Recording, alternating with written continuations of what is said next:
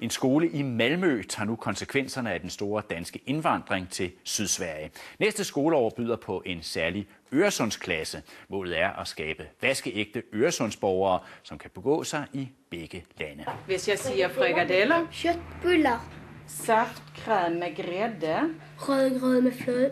at jeg har roligt. Jeg har så sjovt.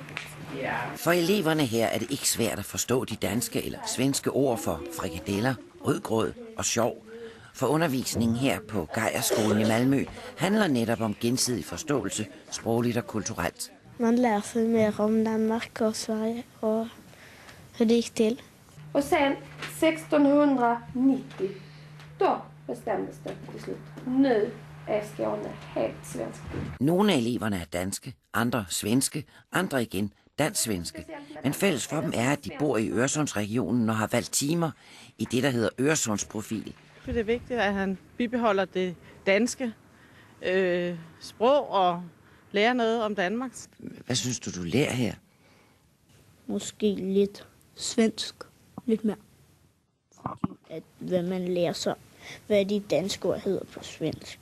Efter sommerferien skal initiativet her blive til den første Øresundsklasse, så der kan skabes rigtige Øresundsborgere. Min mamma jobbar i Danmark, så jeg får følge med ibland. Så då är det bara at kunna lite.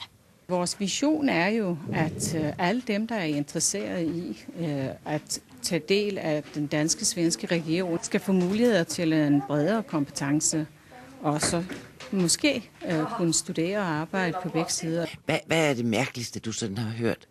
Gumle. Gumle? Ja. Hvad hedder det på svensk? Tugga, gnasket. Ja, det knasker vi så lige videre på. Det er Nordisk Ministerråd, som i går bevilgede penge, så projektet kan sættes i gang fra næste skoleår. Og nu er vi nået til en helt dansk vejrudsigt.